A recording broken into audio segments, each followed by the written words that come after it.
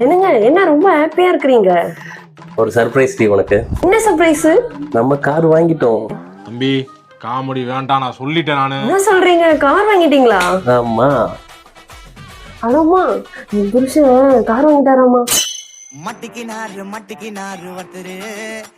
மாமா, எங்க புருஷன் கார் வாங்கிட்டாராம்.